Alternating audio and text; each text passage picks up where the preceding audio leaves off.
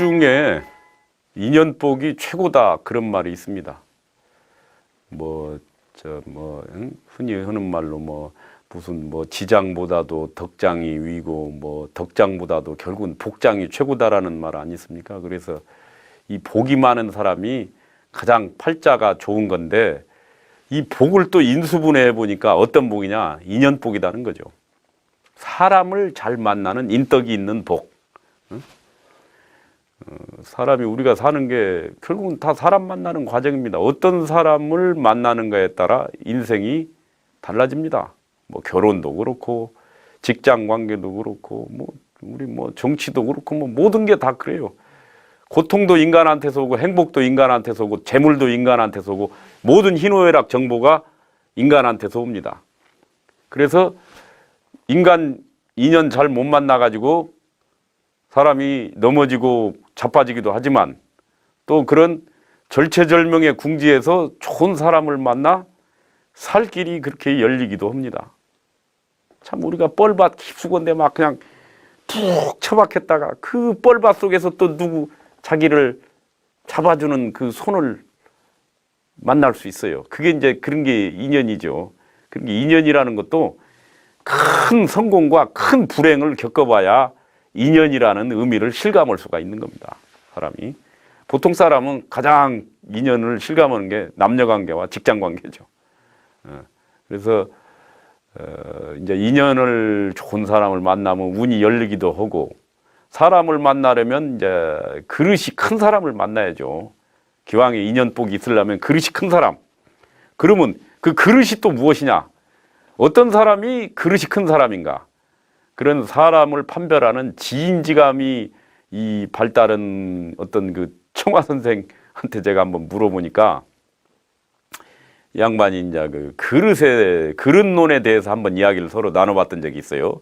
그 골자는 이렇습니다. 예를 들면 그 그릇이 큰 사람은 말이죠, 10,000원 벌어서 9,000원을 쓰는 타입입니다. 소득의 90%를. 그 다음에 그릇이 작은 사람은 1,000원 벌어가지고 이걸 계속 모으는 타입입니다. 대기, 큰 그릇과 속이, 작은 그릇 양쪽 모두 1,000원을 번다는 점에서는 같죠. 어떤 사람은 10,000원 벌어서 9,000원 쓰고 1,000원 세이브했고, 어떤 사람은 그냥 1,000원 벌어서 하나도 안 쓰고 1,000원 세이브했으니까.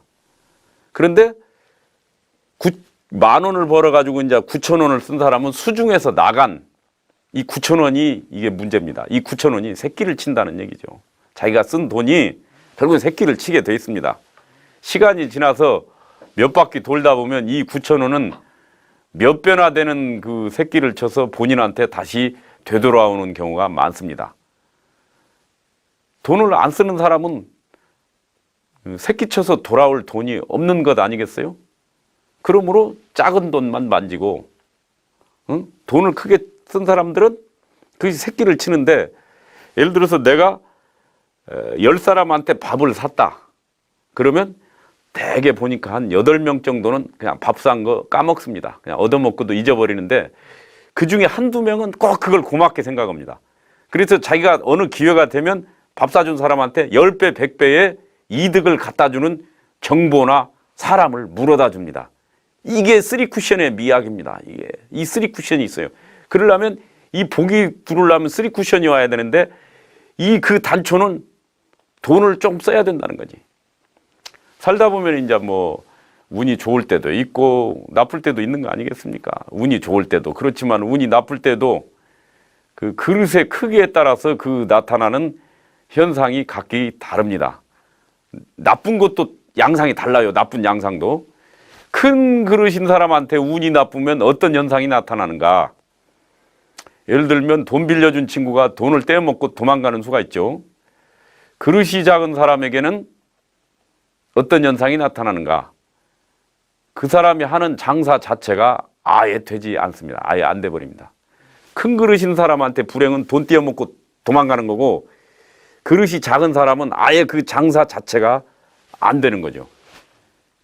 우리나라에서 정치인 중에서 밥 가장 잘 사는 사람이 누구였어요?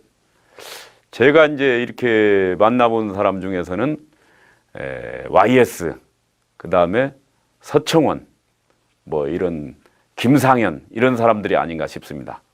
그런 사람들이 이제 전통적인 의미에서의 정치인이죠. 네.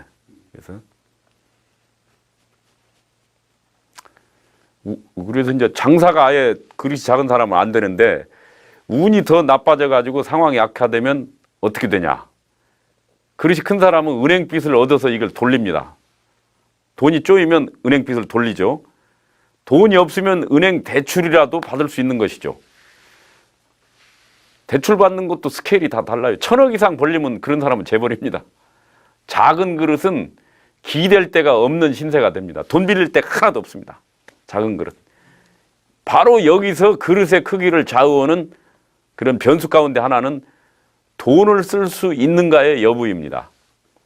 돈을 쓰는 사람은 큰 그릇이고 돈을 쓰지 못하는 사람은 작은 그릇이라고 보면 됩니다. 부도가 나더라도 돈을 많이 쓰고 부도가 나는 사람은 큰 그릇이고 돈 써보지도 못하고 그냥 그 짜장면이나 먹다가 부도가 나는 사람은 작은 그릇이라고 볼 수 있는 거죠. 돈은 쓰는 만큼 자기 돈에 해당하는 것 같아요. 제복이 있다는 것은 돈을 쓸 수 있는 그런 입장을 의미합니다. 통장에 수백억 넣어놓고 나서 주변 사람들에게 인색한 사람 많이 봤어요. 이런 사람은 결과적으로 제복이 없는 팔자나 마찬가지입니다. 무제팔자는 돈이 있냐 없냐가 아니고 돈이 있어도 한 푼도 못 쓰면 무제팔자, 재물이 없는 팔자입니다. 여기서 돈을 쓴다는 것은 막 흥청망청 막 뭐 주색 잡기 하는데 돈을 쓰는 게 아니고 꼭 도와줄 만한 사람한테 좋은 데다가 이렇게 돈을 쓴다, 베푼다는 것을 의미합니다. 돈을 쓰는 사람이 이게 배포가 큰 사람이라고 보면 직장 생활에서 저 사람이 그릇이 좀 있구나는 걸 어떻게 알 수 있어요? 그릇이 있다는 것은 남을 배려할 줄 아는 사람이 저는 그릇이 크다고 봅니다. 자기도 어려운데 자기도 힘드는데 거기서 다른 사람을 위해서 10cm 정도 한 뼘을 벌려줄 수 있다는 거, 이게 저는 그릇이라고 봅니다.